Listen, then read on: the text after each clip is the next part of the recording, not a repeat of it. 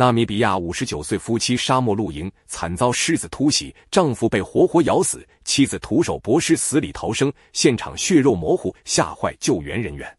据《新时代报》报道，2025年，59岁的伯恩特·凯布尔与妻子康妮提前过上了退休生活。伯恩特是一位本地商人，也是一名狂热的自然保育人士。伯恩特通过经营一家贩售越野车及露营、狩猎、生存装备的商店，积累了大量财富，但他从不吝啬，经常支持沙漠狮的保育工作。纳米比亚的沙漠狮子是一种神秘的存在，它们可以在极度严酷、干旱、几乎无法生存的沙漠中生活。沙漠狮因其独特、孤独的生存方式而深受纳米比亚人民珍视、保护与赞誉。尽管数量稀少，但背后有着一群忠实支持者，竭尽全力守护它们。伯恩特就是其中一位。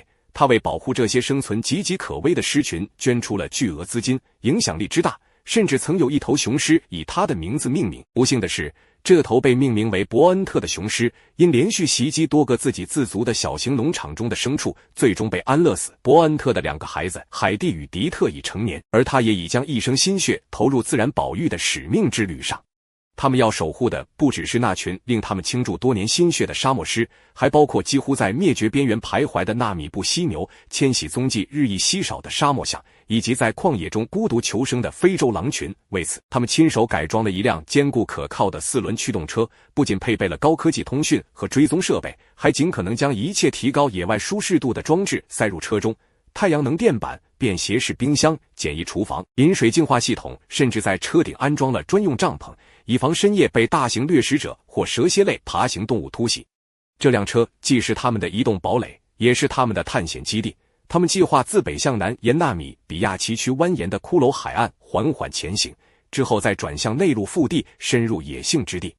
这并不是一次轻松的退休旅行，而是一次带着使命的深入。他们要亲眼观察那些濒危动物在气候变化与人类活动双重夹击下的生存状态。2025年5月下旬，在经过2天长途跋涉后，他们抵达了霍尼布河谷边的一处老营地，这里是伯恩特家族多年来的常驻营点。此处值得一提的是，纳米比亚的大多数河流其实是干涸的河床，一滴水都没有。霍尼布河正是其中之一。他们之所以选择这个地方露营，是因为这里正是沙漠狮活动频繁的区域。此外，还有另外2辆载着朋友的车同行，他们都是同样致力于野生动物保育的伙伴，共计6人。伯恩特夫妇与他们的好友一家，野生动物摄影师杜克·亨里克。此前他们就接到过消息，说这群沙漠狮濒临饥荒，近乎饿瘦。由于纳米比亚近来经历了罕见的雨季，大多数猎物迁往内陆更绿的地区觅食，使得沙漠狮留在海岸边却无猎可捕。几年前，杜克曾拍摄一部以一头母狮查理为主角的纪录片，并在戛纳电影节上展映。这次他们特别前来寻找这头母狮所在的狮群，并试图通过查理项圈上的定位信号追踪，判断这个雨季对他们的影响到底有多严重。他们驾车2天，终于抵达河边，并搭好了营地。由于山风猛烈，他们将车辆围成半月形，以遮挡火焰不被风吹散。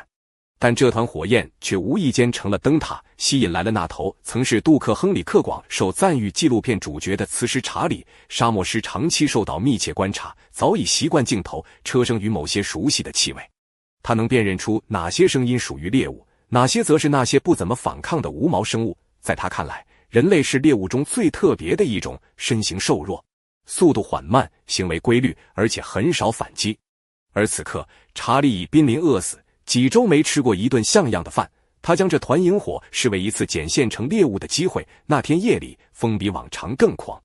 众人吃完晚餐，早早钻进了帐篷，没有再围着火堆聊故事或泡咖啡。火焰在车阵中孤零零地跳动着，远处的沙丘仿佛也屏住了呼吸。查理一动不动地趴伏在阴影里，一双金色眼睛在黑暗中凝视着车阵。他知道，要成功猎的猎物不能急于行动。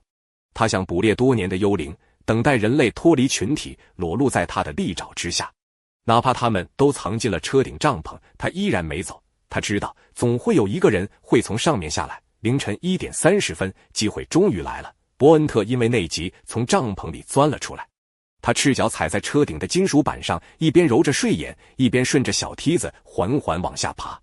当他落地，转身准备走向远处时，猛然间一股寒意涌上了他的脊背。就在他身前不到4米远的地方，一双眼睛正死死盯着他，静默如死神。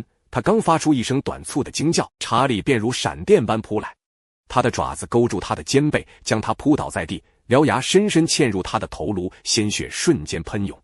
搏斗声、低吼声与撕裂皮肉的声音在夜空下交织成一场原始的厮杀。康妮从睡梦中惊醒，丈夫那一声凄厉的呼喊犹如闷雷炸响，她几乎是本能地抓起床边的手电和随身防卫刀，毫不犹豫地从车顶跳下 1.8 米的高度。她像猫一样稳稳落地。其他4位露营者探出头来，眼前的景象让他们永生难忘。一头成年的母狮正将伯恩特整颗头含在嘴里，爪子死死抱住他的上半身，而那头狮子的背上竟然骑着一个怒吼咆哮、满脸血污的康妮。他疯狂地抓住查理脖颈上的卫星项圈，整个人几乎是挂在那头沙漠母狮身上，指节发白，牙关紧咬，眼中写满了只有在至亲面前才会爆发出的野性绝望。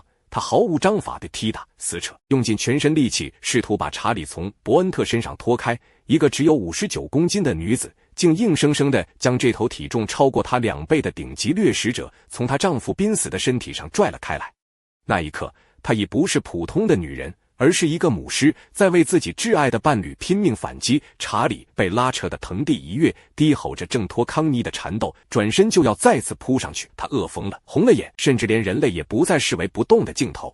而就在这生死一线之间，一道沉重的金属声突然响起，一只厚重的手电筒重重砸在狮子的头上，灯光炸裂，玻璃四溅。其余4位露营者这时已全数冲下帐篷，有人手持铁煎锅，有人挥舞登山杖，甚至还有人高举一把弹簧小折刀。他们不是猎人，更不是战士，但他们是人，是群体，是一群拼尽全力想救回朋友性命的同伴。3人一齐扑向查理，怒吼声、金属撞击声、狮子的咆哮在火光与风声中交织，血腥而混乱。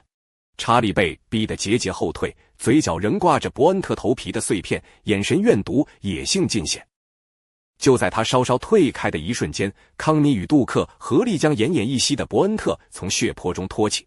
他的脸已血肉模糊，几乎无法辨认，喉咙、甲骨与头皮被撕裂得惨不忍睹，整件衬衫早已被鲜血浸透，伤口宛如被猛禽啄穿的腐肉。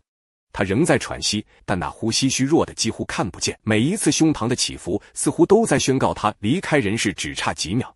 他们奋力将他抬进车后座，却明白没有时间，也没有希望。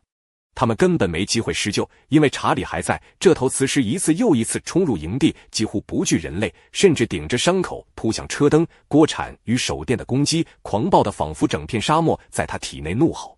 每一次，他都被人类的临时武器打退，却又一次次返回，像一场旷日持久的报复仪式。他不是为了食物，而是在守护什么更原始的东西。那一夜，是人与兽、理智与野性的正面冲撞，是生命最底层的绝望碰撞。在长达数小时的对峙后，查理终于退入夜色，风沙裹挟着他的身影消失在黑暗深处。人们不敢再停留，丢下帐篷与装备，3辆越野车如逃命般疾驰而出，朝着数十公里外唯一有人驻守的旅馆冲去。但一切已经太迟。伯恩特早在路途中停止了呼吸。当保育人员与野生动物局的车队赶到营地时，映入眼帘的是一片凌乱，帐篷被撕碎，食物撒了一地，血迹尚未干透。而在不远处，那头母狮仍旧没有离开，它正蹲在一堆篝火残骸旁，嘴里咀嚼着一只被遗落的皮靴，像一头因尊严破碎而妥协于人类世界边缘的幽灵。救援队本想将狮子击毙，但康妮与他的儿女亲自恳求政府不要杀他，毕竟是他们闯入了他的领地，再加上对狮子来说，那不是攻击，那是求生。这份悲悯一度动摇了野生动物保护委员会的决定。然而仅仅几天后，查理又找到了另一团萤火。深夜，他悄然潜入一顶帐篷，将帐篷连同一名熟睡男子的肩膀一起撕裂。幸运的是，这位男子身上携带了合法持有的枪械，并在黑夜中连开数枪。对查理来说，这声音意味着撤退。男子趁机钻进车里逃生，但这一事件成了压垮骆驼的最后一根稻草。查理已杀死1人，重伤1人，并开始有意识地将人类营地当作觅食目标。他项圈上的追踪器让他的行踪无所遁形，最终他被尽可能人道地安乐死。伯恩特的死亡并非毫无意义。这场悲剧重新点燃了一场老生常谈的争议：当前对狮子的保护措施是否早已过时，急需改革？如今依赖纳米比亚普通民众的私人捐赠和自发行动来维护濒危动物的生存，是不是对大众的极度不公？纳米比亚必须为这些保育项目提供正规培训的专业人员，并赋予他们官方支持和执行力。而康妮如今成了地方上的传奇人物，她是那个曾与狮搏斗而活下来的人，是那个用最原始的爱之力量击退非洲最致命猛兽的女人。那晚营地里的遭遇固然骇人，但与纳米比亚自己农民因狮子随意猎杀家畜而造成的长期损失相比，或许都显得相形见绌。若再无有效对策，这些饥饿的狮群终将不止猎杀牲畜，而是走向人类的家园，甚至是孩童。